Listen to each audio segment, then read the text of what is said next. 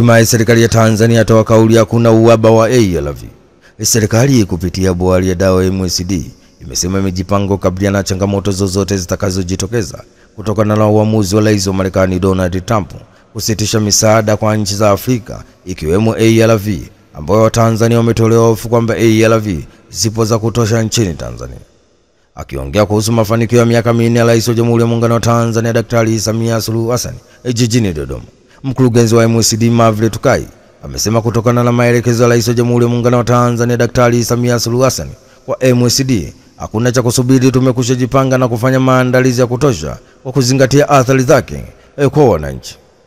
Tumehakikisha tunayo mikataba ya kutosha katika ununuzi wa dawa zote na miradi msonge ikiwemo ARV, vyandarua, chanjo na kadhalika, ambayo inatokana na misaada ya ufadhili wa USAID, ili Marekani ikisitisha misaada wa Tanzania wasiathirike na chochote. Ni taarifa kutoka jijini Dodoma. Hatimaye serikali kupitia bohari ya dawa MSD imesema imejipanga kukabiliana na changamoto zozote zitakazojitokeza kutokana na uamuzi wa Rais wa Marekani Donald Trump kusitisha misaada ya nchi za Afrika ikiwemo ARV, ambayo Tanzania wametolewa hofu kwamba ARV zipo za kutosha nchini Tanzania. Alidanganya Rais kafa afikishwa mahakamani. David Mukaya ambaye ni mwanafunzi chuo kikuu nchini Kenya anakabiliwa na mashtaka kujibu mara baada ya kuchapisha picha ya msafara wa watu wakishiriki msiba wenye nukuu ya kupotosha mtandaoni. Kwa mujibu wa ofisi ya mwendesha mashtaka nchini Kenya, Mukaya anashtakiwa kutumia ukurasa wake wa X, zamani ukiitwa Twitter, mnamo Novemba 13 mwaka 2024 akidai mwili wa Rais wa Kenya William Ruto ukiondoka kwenye nyumba ya mazishi, ambapo mahakama imefahamishwa kuwa picha hiyo ilionyesha jeneza iliyokuwa limefunikwa bendera ya Kenya na kusindikizwa na maafisa wa kijeshi waliovalia sare za sherehe ilibuniwa ili kutoa dhana potofu kwamba rais amefariki dunia. Aidha, Mukaya akiwa mahakamani ametaka kuchunguzwa upya kwa mashtaka yake, ambapo kupitia wakili wake Dansan Omari pamoja na chama cha wanasheria nchini Kenya LSK wametaka kufahamu endapo Rais William Ruto ataitwa kutoa ushahidi wake. Kesi hiyo sasa imepangwa kusikilizwa kikamilifu Mei 29 mwaka 2025. Ni taarifa kutoka nchini Kenya. Hatimaye David Mukaya ambaye ni mwanafunzi wa chuo kikuu nchini Kenya anakabiliwa na mashtaka kujibu mara baada ya kuchapisha picha ya msafara wa watu wakishiriki mazishi na nukuu ya kupotosha mtandaoni. Jaji azuia uamuzi wa kufungwa kwa USAID. Jaji Theodore Changwa nchini Marekani amezuia utawala wa Rais wa Marekani Donald Trump kuchukua hatua zozote za kulifunga shirika la misaada la Marekani USAID, ambapo amesema taratibu za kulifunga shirika hilo huenda zilikiuka katiba ya nchi ya Marekani. Akitoa uamuzi huo, Theodore Changwa amesema idara ya ufanisi ya serikali na swaiba wa Donald Trump Elon Musk, ambayo ilifunga shirika hilo, huenda ilikiuka katiba ya Marekani kwa njia nyingi. Jaji huyo ameamuru urejesho uwezo wa kutumia kompyuta na mifumo ya malipo kwa USAID kwa wafanyakazi, wakiwemo wale waliopewa likizo na wale walioachishwa kazi.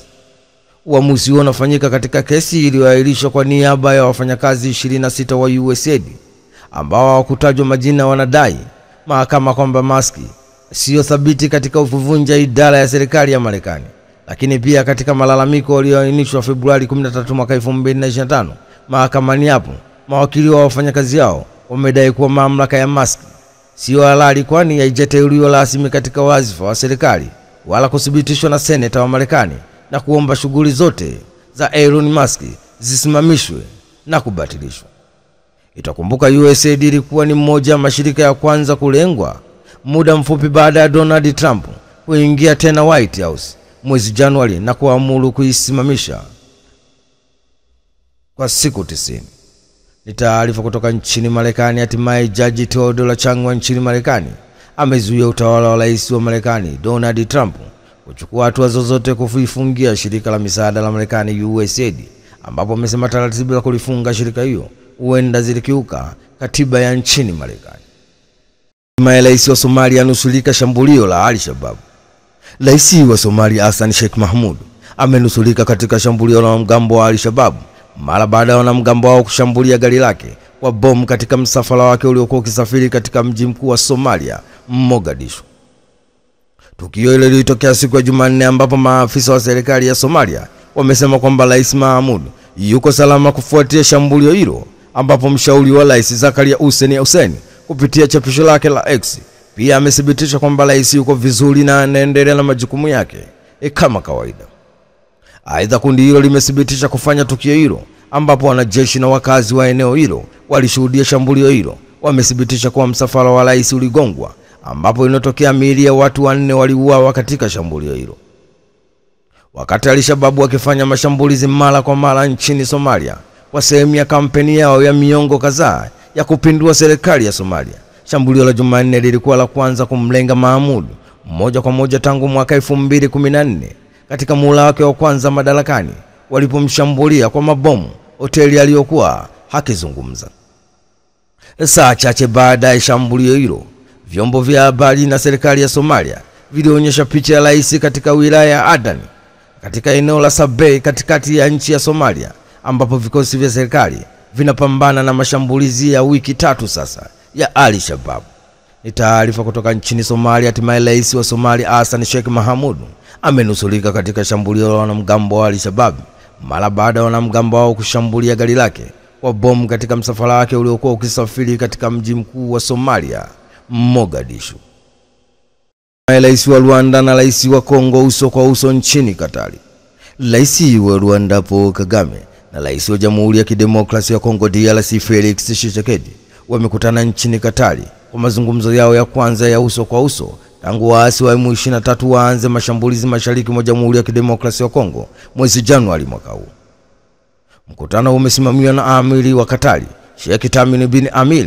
Ni mkutano ambao unafanyika ikiwa imepita siku moja tangu kundi la waasi wa M23 lijitoe kwenye mazungumzo ya amani nchini Angola, wakidai chanzo ni viongozi wao kuwekwa vikwazo na Umoja wa Ulaya.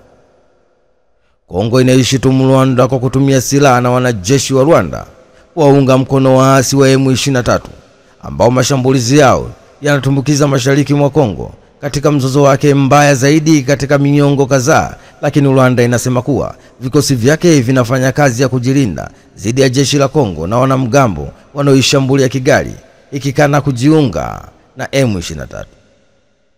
Wakuu wa nchi wamepongezwa na kuridhishwa na hatua zilizochukuliwa kumaliza mzozo huo, ikiwemo juhudi za upatanishi zinazofanywa Angola na Nairobi, pamoja na mkutano wa pamoja wa East Africa Community, pamoja na mkutano wa SADC uliofanyika jijini Dar es Salaam, Tanzania Februari 8 mwaka 2025, ambapo viongozi wote wawili walikiri kuunga mkono makubaliano ya kusitisha vita hiyo mara moja baada ya masharti kama maazimio ya mkutano wa Dar es Salaam yaliyoafikiwa yamekubalika, pia juu ya haja ya kuendesha majadiliano yaliyoanzishwa na dola ili kuweka misingi ya amani na amani ya kudumu. Vita vya mashariki mwa Jamhuri ya Kidemokrasia ya Kongo vimedumu kwa muda sasa, huku madini yakitajwa kama kichocheo kikubwa cha mzozo huo, ambapo imeongezeka haraka tangu Januari mwaka 2025. Maelfu ya watu wameuawa na wengine maelfu kulazimishwa kuyakimbia makazi yao.